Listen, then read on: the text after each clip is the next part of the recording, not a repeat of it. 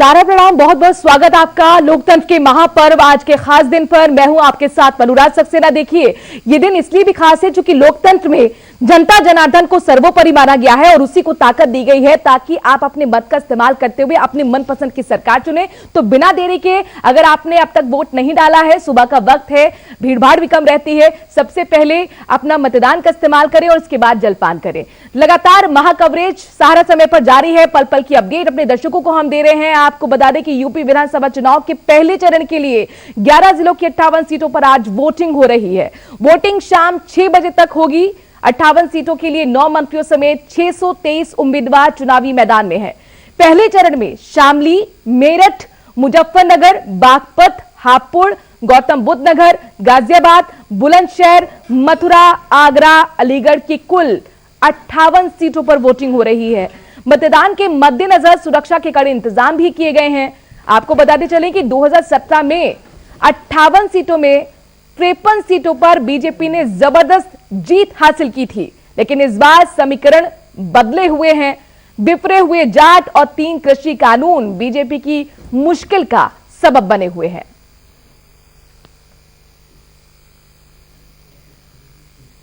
तो पश्चिमी उत्तर प्रदेश में फर्स्ट फेज का चुनाव हो रहा है। सुबह 7 बजे से लगातार वोटिंग जारी है। अलग अलग बूथों की तस्वीरें अपने दर्शकों को हम दिखा रहे हैं। 623 उम्मीदवार जिनकी किस्मत का फैसला जनता कर रही है। 9 मंत्री, ये 9 दिग्गज जिनकी किस्मत आज ईवीएम में कैद हो जाएगी। सारा समय के संवाददाता अनिल शर्मा ने आगरा ग्रामीण सीट से बीजेपी उम्मीदवार बेबी रानी मौर्य से खास बातचीत की है, सुनिए। पहले मतदान और फिर जलपान। पहले चरण का चुनाव मतदान शुरू हो चुका है। यहां तमाम प्रत्याशियों की किस्मत ईवीएम में कैद होगी। हमारे साथ मौजूद है पूर्व राज्यपाल बेबी रानी मौर्य, जो ग्रामीण विधानसभा क्षेत्र से हैं।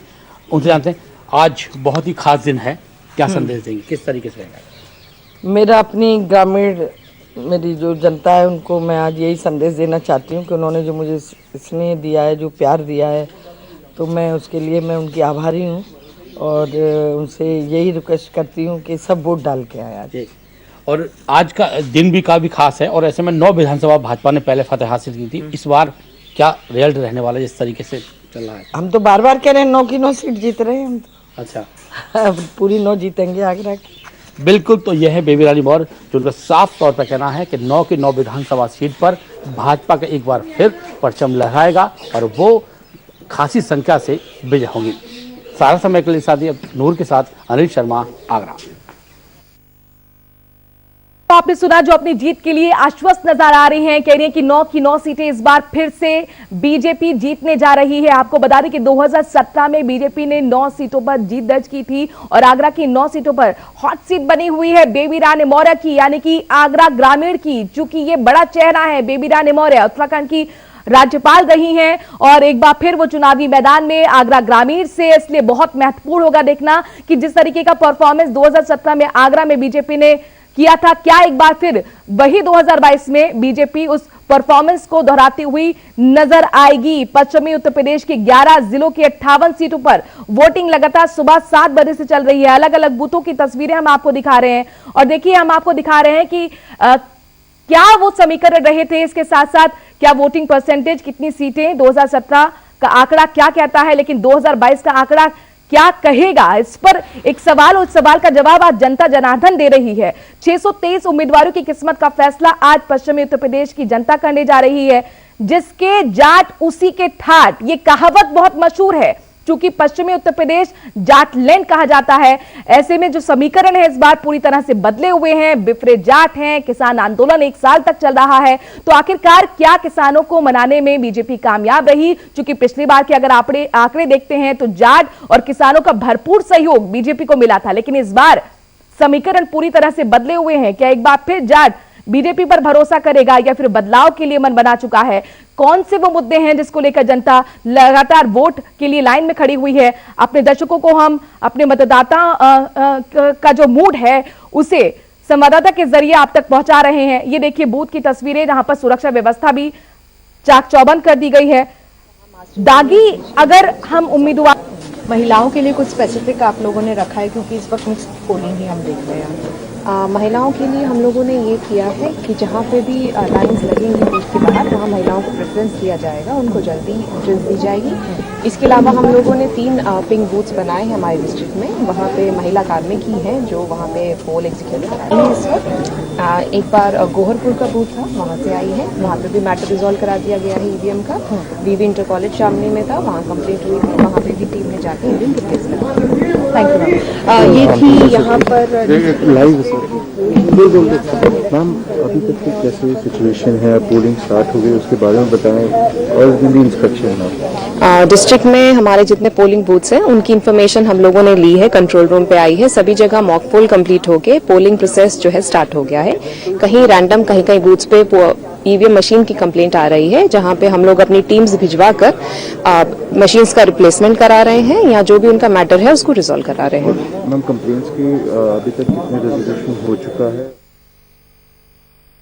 तो चलिए अब आपको अलग अलग शहर लिए चलते हैं। आगरा से हमारे संवाददाता मृगांक जुड़ गए हैं, इसके साथ ही मेरठ से ब्रजेश हमें जानकारी देंगे। सबसे पहले मृगांक आपका रुख करेंगे, क्योंकि हॉट सीट 9 सीटों में आगरा ग्रामीण ही बनी हुई है। बेबी रानी मौर्य से जिस तरह से सारा समय के संवाददाता ने बातचीत की, काफी जीत के लिए आश्वस्त दिख रही है। स्थिति आपको क्या दिखी वहां पर?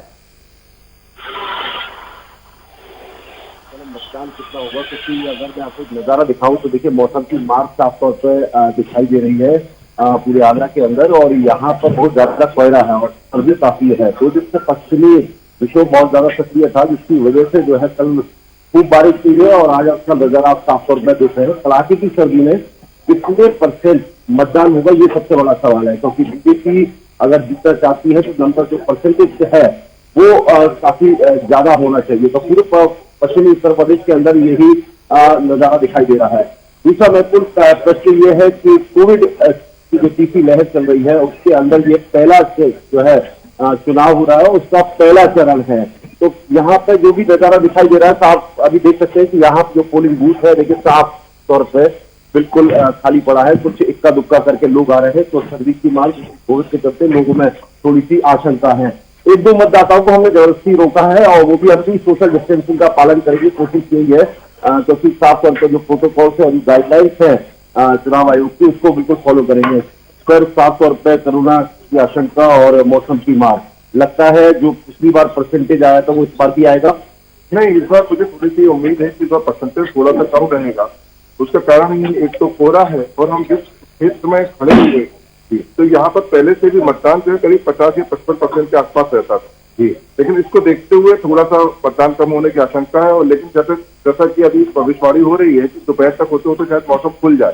जैसे जैसे मौसम खुलेगा वैसे वैसे यहाँ पे मतदान का प्रतिशत भी जो है वो बढ़ता चला जाएगा। देखिए साफ तौर पर यह है कि जैसे जैसे मौसम खुलेगा तो मतदान का प्रतिशत बढ़ेगा, लेकिन कभी पूरे उत्तर प्रदेश में ऐसी तरह की स्थिति बनी हुई है। लेकिन जहां तक सुरक्षा व्यवस्था का सवाल है, पूरी तरह से चाक चौबंद नजर आपको दिखा सकते हैं कि यहाँ पे आप सुरक्षा व्यवस्था देख सकते हैं कि सुरक्षा व्यवस्था पूरी तरह से चाक चौबंद की गई है। और लगभग पूरे प्रदेश के अंदर 36,000 से ज्यादा मतदान जो है बूथ बनाए गए हैं और 11,000 से ज्यादा पोलिंग स्टेशन है। 2,20,00,000 लोग जो है मतदान करने के लिए 11 जिलों में आज निकले थे। और कोशिश इलेक्शन कमीशन की यही है कि इलेक्शन कमीशन लगातार प्रयास कर रहा है कि कोविड काल में कम से कम जो है ज्यादा से ज्यादा जो है परसेंटेज पोलिंग का कराया जाए। देखते हैं कि क्या नजारा दिन भर में रहता है, लेकिन फिलहाल तो अभी जो स्थिति दिखाई दे रही है वो दिखाई बिल्कुल मैदान, चूंकि ठंड आज बढ़ी हुई है, मौसम की बेरुखी, वोटर्स की बेरुखी का भी सबब बनी हुई है। अब हम चलते हैं मेरठ, ब्रजेश हमारे साथ जुड़े हुए हैं। ब्रजेश, आपसे ये जानना चाहेंगे क्योंकि आगरा में तो हमने देखा मौसम बदला हुआ है और इसीलिए वोटर्स वहां आने से हिचक रहे हैं, सुबह का वक्त है, स्थिति मेरठ की क्या है अभी? देखिए मनु, सुबह 5 बजे तक मौसम बिल्कुल साफ था, लेकिन जैसे ही जैसे मतदान का समय पास आया, कोहरा भी शायद मतदान करने आ गया और पूरी तरह अभी भी पूरे कोहरा आप देख सकते हैं। मैं चाहूँगा कैमरा में दिखा, पूरी तरह सड़क लगभग सुनसान पड़ी हुई है, लोग अभी घरों से नहीं निकल रहे हैं। हम मेरठ के सेंटर में बिल्कुल मेरठ कॉलेज का ये है, पास में ही कमिश्नरी है, SSP ऑफिस है और यहाँ काफ़ी हलचल हुआ करती है सुबह से ही। लेकिन इस टाइम बिल्कुल मौसम को आप देख सकते हैं कि कोहरे ने पूरी एक तरीके से कोहरे की चादर पूरी तरह लिपटी हुई है। तो लोग निकलेंगे जरूर, लेकिन थोड़ी देर में 8 बजे के बाद, जैसे 8 बज गए हैं, इसके बाद अब धीरे धीरे लोग आने लगे हैं। हमारे पीछे अभी हम लोगों से बात भी की, कई लोगों से, लगभग 25-30 ही मतदाता यहाँ आए हैं और उन्होंने मतदान किया है, क्योंकि यहाँ काफ़ी इलीट क्लास एरिया है, पॉश एरिया है, तो यहाँ दोपहर में मतदान होगा। लेकिन जो अभी सूचनाएं आ रही हैं, चाहे ग्रामीण क्षेत्रों में हो या शहरी क्षेत्रों में हो, जहाँ कांटे की टक्कर है, अब मिश्रित आबादी है, और तो वहाँ पर लगातार लाइनें लगनी शुरू हो गई हैं और वोटिंग परसेंटेज बढ़ता जा रहा है। कुल मिलाकर यही कहा जाएगा कि ये 9 बजे से जो 12 बजे तक का टाइम है, इसमें जो वोटिंग परसेंटेज होगा वो काफ़ी तेज़ी से होगा। और पहले का जो अतीत पर अगर हम यहाँ के नज़र डालें तो जो 30 से 40% मतदान 12-1 बजे तक होता है, वो शाम को जाते जाते 65% तक चला जाता है। जी मनोराज। ठीक है ब्रजेश, आपके पास हम आएंगे। नोएडा से हमारे संवाददाता अब्बास जुड़ गए हैं। Abbas, Noida high profile seat, Rajnath Singh के बेटे पंकज सिंह एक बार फिर चुनावी मैदान में है। चूंकि हमने मेरठ में बात की, आगरा में बात की, वहां पर वोटर्स अभी आने में हिचक रहे हैं मौसम की बेरुखी की वजह से। नोएडा में कैसा मौसम बना हुआ है, और आपने वोटर्स से अगर बात की हो तो उनके क्या मुद्दे हैं? ये हमने अभी सुबह 7 बजे एक मतदाता थे जो अभी वोट देके निकले थे, तो उनसे बात की थी। तो उन्होंने कहा था कि मैंने इस बार वोट डाला है परिवर्तन के लिए। कुछ लोग हैं जो परिवर्तन के लिए वोट डाल रहे हैं, और अभी एक मतदाता में मिले थे, उन्होंने कहा कि हम भारतीय जनता पार्टी से ही संतुष्ट हैं। तो इस बार का जो चुनाव है वो बहुत दिलचस्प है। वोटर का क्या मूड है अभी उसको समझना, भापना बड़ा मुश्किल है, क्योंकि देखिए नोएडा की अगर बात करें तो यहाँ से पंकज सिंह जो विधायक हैं, जो कि राजनाथ सिंह के बेटे हैं, तो कहीं ना कहीं इसमें फर्क पड़ेगा, क्योंकि रक्षा मंत्री हैं राजनाथ सिंह और एक बड़ा चेहरा है भारतीय राजनीति की अगर बात करें तो उनके बेटे हैं। और लोग ये कहते हैं कि हमने उनके नाम पर ही वोट डाला था। और देखिए कहीं फैक्टर नरेंद्र मोदी का भी है, क्योंकि प्रधानमंत्री नरेंद्र मोदी के कामों से काफी लोग जो है उनकी तरफ, काफी लोगों का झुकाव प्रधानमंत्री की तरफ है। तो कुछ लोग कहते हैं कि हम मोदी जी को वोट कर रहे हैं। तो काफी अलग अलग राय है लोगों की, लेकिन कुछ लोग ऐसे हैं जो कह रहे हैं कि हमें परिवर्तन चाहिए। जो बेरोजगारी हो एक बहुत बड़ा मुद्दा है, जिसको लेके विपक्ष लगातार जो है सरकार पर हमला कर रहा है। लेकिन देखिए भारतीय जनता पार्टी की अगर बात करें तो उन्होंने बहुत अहम मुद्दे इस पूरे चुनाव में उठाए। पलायन को लेकर उन्होंने मुद्दा उठाया, राम मंदिर एक बहुत बड़ा मुद्दा है। फिर उन्होंने कहा कि सपा की जो सरकार है वो जब आती है तो गुंडागर्दी चरम पे चली जाती है। मतलब गुंडागर्दी थानों में भी होती है, सड़क पर भी होती है, हर जगह गुंडागर्दी देखने को मिलती है। तो ये जो मुद्दे भारतीय जनता पार्टी ने उठाए और योगी आदित्यनाथ भी लगातार इसका जिक्र करते रहे हैं। पलायन का मुद्दा जो कैराना में हुआ, तो ये देखना होगा कि ये मुद्दे कितने ज्यादा प्रभाव रखते हैं इस विधानसभा चुनाव में। और दूसरी तरफ अगर गठबंधन की बात करें, सपा और आरएलडी की, तो वो लगातार कह रहे हैं कि विकास के कार्य रुक गए हैं। महिला सुरक्षा को लेकर लगातार वो आवाज उठा रहे हैं, और उन्होंने कहा कि भारतीय जनता पार्टी ने हिंदू मुसलमान जो भाईचारा है उसको खत्म करने का प्रयास लगातार भारतीय जनता पार्टी कर रही है। तो इस बार का जो चुनाव है वो बहुत दिलचस्प है। बिल्कुल कांटे की टक्कर नजर आ रही है नोएडा में भी। हमारे साथ बने रही अब्बास। मृगांक का हम रुख करते हैं, आगरा से लगातार हमें अपडेट दे रहे हैं। मृगांक, चूंकि अगर हम आगरा की बात करें तो यहाँ पर दलित वोटर की संख्या अच्छी खासी है, और मायावती मुझे याद है जो फिजिकल रैली से दूरी बना के रख रही थी, लेकिन आगरा में उन्होंने सबसे पहली रैली की थी। तो इस बार की क्या इक्वेशन नजर आ रही है? देखिए क्वेश्चन तो आप जो है 10 तारीख को मालूम पड़ेगी कि क्या क्वेश्चन रहेगी और किस तरह रुझान रहेगा। ये बात सही है कि आगरा में जो दलित वोट बैंक है वो काफी ज्यादा, लगभग 18 फीसदी के आसपास जो है दलित वोट बैंक आगरा के अंदर है।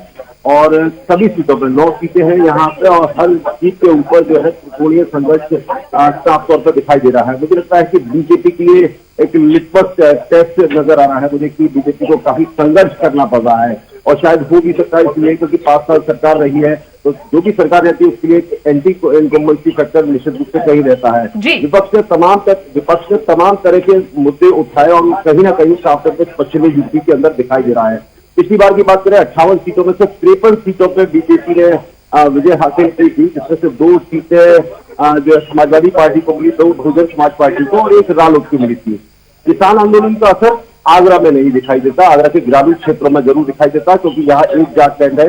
फतेहपुर सीटी एक सीट दिखाई देती है जहां पर थोड़ा बहुत प्रभाव दिखाई दे रहा है। कुछ थोड़ा बहुत प्रभाव जो है महाव फतेहाबाद की सीटों पर भी दिखाई देता है, लेकिन उतना प्रभाव नहीं दिखाई दे रहा कि जितना जाटलैंड जो प्रॉपर है, कैराना का है, बागपत है, मुजफ्फरनगर है, मेरठ है, शामली है, यहाँ पे दिखाई देता है, वो इतना असर यहाँ नहीं दिखाई देता।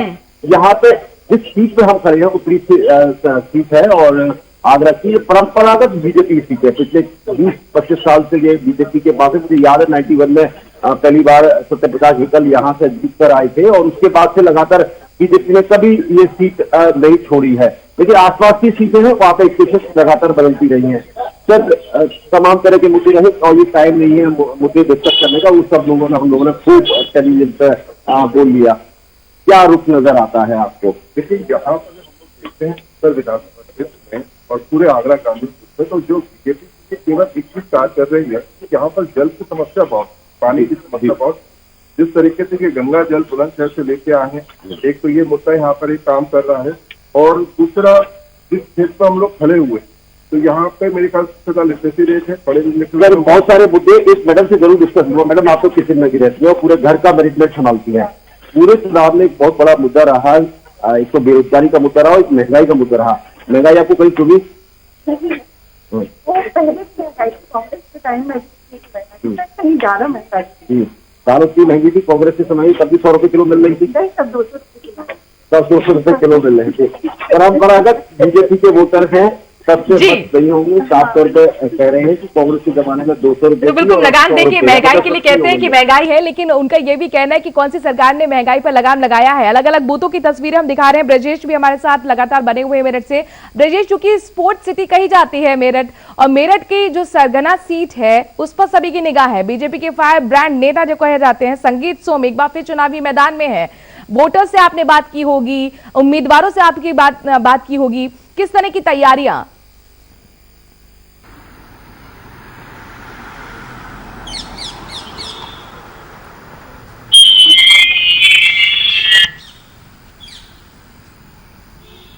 ब्रजेश, आपको ऑडियो मिल रहा है? ब्रजेश, जानना चाहेंगे, आवाज आप तक पहुंच रही है? जी जी, मेरा सवाल यह है, स्पोर्ट्स सिटी मेरठ को कहा जाता है, किसका खेला होने जा रहा है वहां पर?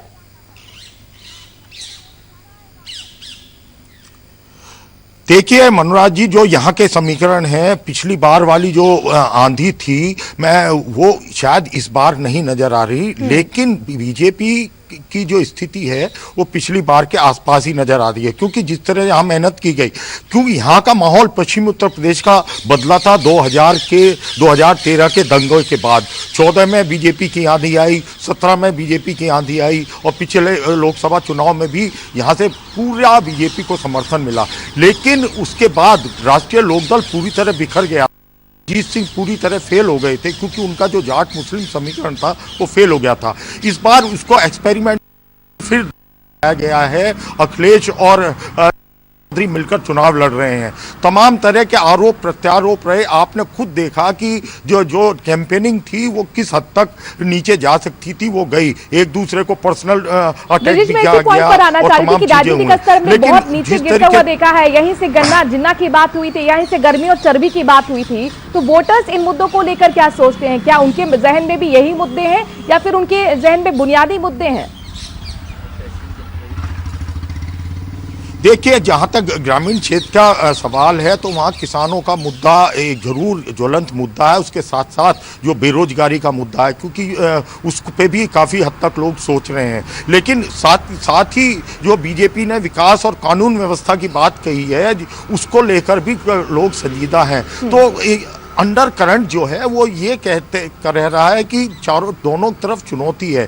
बिल्कुल एकदम साफ नहीं कहा जा सकता कि बीजेपी पिछला अतीत दोहराएगी, 53 के आसपास रहेगी, या राष्ट्रीय लोकदल और सपा का गठबंधन बहुत ज़्यादा बूम कर जाएगा। ऐसा नहीं कहा जा सकता। कांटे की टक्कर है। मेरठ की 7 सीटें हों, इसमें पिछली बार आंधी में भी शहर की सीट समाजवादी पार्टी ले गई थी। लेकिन इस बार ये नहीं कहा जा सकता कि शहर की सीट पे भी जीत पाएंगे, नहीं नहीं, क्यों यहाँ भी कांटे की टक्कर है और अभी लोग निकलना शुरू हुए हैं। सबसे बड़ी बात है मनोराज, मैं आपको बताऊं, ये तय करेगा कि वोटिंग परसेंटेज कितना होता है। जितना ज्यादा वोटिंग परसेंटेज होगा उतना ही बीजेपी अपने अतीत का जो रिजल्ट रहा है उसके आसपास पहुंच पाएगी। अगर वोटिंग परसेंटेज किन्हीं कारणों से कम रहा तो जाहिर सी बात है चौंकाने वाले रिजल्ट आ सकते हैं। ठीक है, अब्बास भी हमारे साथ नोएडा से बने हुए हैं। अब्बास, क्या वहां पर पोलिंग बूथ पर लोगों का पहुंचना शुरू हुआ है, जो कि लगभग 1.5 घंटा होने जा रहा है वोटिंग शुरू हुए? लोग भारी संख्या में वोट डालने निकल रहे हैं। हालांकि सुबह के वक्त घना कोहरा था, उसके बावजूद लोग लंबी लंबी कतारें यहाँ पर लगनी शुरू हो गई हैं। क्योंकि देखिए 2-3 मसले भी हैं कि कोविड प्रोटोकॉल भी है, कोविड का जो प्रोटोकॉल है उसको भी ध्यान में रखते हुए मतदान हो रहा है। लेकिन लोगों में उत्साह बहुत है और लोग इस बार भारी संख्या में वोट डालेंगे। देखिए नोएडा विधानसभा की अगर बात करें तो 2017 में 48% वोट यहाँ पड़ा था, लेकिन इस बार उम्मीद है कि लोग बढ़ चढ़कर हिस्सा ले रहे हैं और इस बार ये प्रतिशत बढ़ सकता है, परसेंटेज बढ़ सकता है। 48 से ऊपर जरूर इस बार मतदान जाएगा और 1 घंटे के लिए जो पोलिंग जो टाइम है वो भी बढ़ा दिया गया है। यानी कि जो चुनाव आयोग की तरफ से 6 बजे तक का टाइम था, शाम 6 बजे तक, लेकिन उसको 7 बजे कर दिया गया है। लोगों में उत्साह है, लोग चाहते हैं कि परिवर्तन के लिए वोट किया जाए। इस बार का चुनाव देखिए सीधी जो लड़ाई है वो गठबंधन और भारतीय जनता पार्टी में है। तीसरा और कोई अभी रेस में दिखता नहीं। तीसरी अगर पार्टी की बात करें, कांग्रेस या आम आदमी पार्टी की बात करें, तो अभी वो रेस में नहीं है। हालांकि पंखुड़ी पाठक जो कांग्रेस की प्रत्याशी है नोएडा से, वो एकमात्र महिला है और जो उनके बारे में लोगों से हमने सुना वो यही है कि जमीनी मुद्दों को उठाती है और जमीनी नेता है। तो हो सकता है उन्हें महिला जो प्रत्याशी हैं उनको वोट पड़े, लेकिन सीधी लड़ाई बिल्कुल अब्बास, चूंकि परंपरागत सीट की बीजेपी की रही है। हालांकि पंखुड़ी पाठक लगातार चुनाव प्रचार करती हुई नजर आई और डिजिटली तरीके से लोगों से कनेक्ट होने की कोशिश की है। बहरहाल आगे क्या होगा ये तो 10 मार्च के नतीजे तय करेंगे। मृगांक, जिस सीट पर आप खड़े हैं वहां की क्या खास बातें हैं और इसके साथ ये बताइए किस किस के बीच में कड़ी टक्कर देखने को मिल रही है?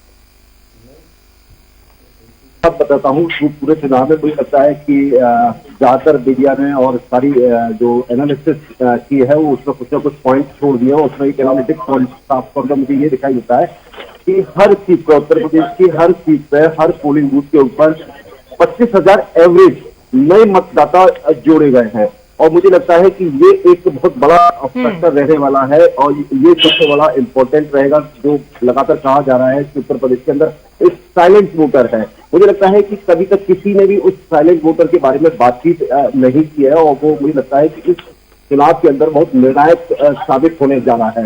देखिए परंपरागत वोट अपनी तरफ अलग है, उसमें साफ तौर पर जो रुझान आ रहे हैं या जो सारी चीजें आ रही है वो सब अपनी तरफ है, लेकिन जो निर्णायक वोट साबित होगा वो 25,000 एवरेज बता रहा हूँ। किसी सीट पर 40,000 है, किसी सीट पर 35,000 है, नई वोट जो जोड़े गए हैं वो बहुत निर्णायक साबित होंगे। मैं आपको नजारा दिखाता हूँ। अब छड़े जो है यहाँ पर पोलिंग बूथ भीड़ पड़ने लगी है। नए मतदाता पहली बार, देखिए पहला मतदाता हमें पहली बार मिला है। अभी तक मैं आपसे कुछ नहीं पूछूंगा आपने किसको वोट डाला और ना ही आप मुझे बताना किसको वोट डाला। मैं सीधा पूछता हूँ, क्या मुद्दा आपके लिए चुनाव में अहम है? बेरोजगारी, महंगाई, या आपको जो उचित लगा वो बताइए। आवाज जो है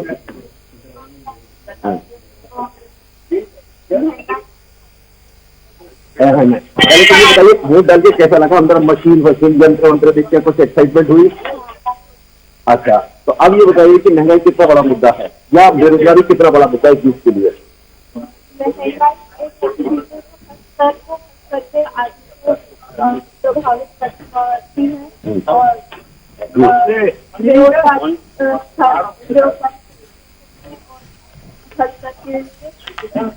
तो जो भी सरकार आए, जो भी आपका मानना है कि जो भी सरकार आए, दो मुद्दों पर जरूर काम करे ताकि आम आदमी, हम और आप आम आदमी है और इसके नीचे गरीब तबका भी है, उनको राहत मिले। देखिए साफ तौर पर देखिए अब यहाँ तमाम लोग इकट्ठे होने लगे। मैं एक एक करके बात करता हूँ।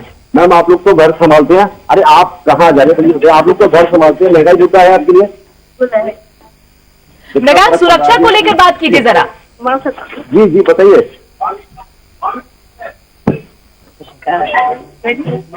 हेलो जी मृगांक, मेरा सवाल है महिला सुरक्षा, जो कि महिलाएं जुड़ी हैं उनसे जरा बात कीजिए। क्या ये पॉजिटिव एक्सपेक्ट में देखती हैं कानून व्यवस्था को लेकर? बिल्कुल, एक महिला सुरक्षा सबसे बड़ा मुद्दा चुनावों में साफ करके आया है। कितना अहम मानती है?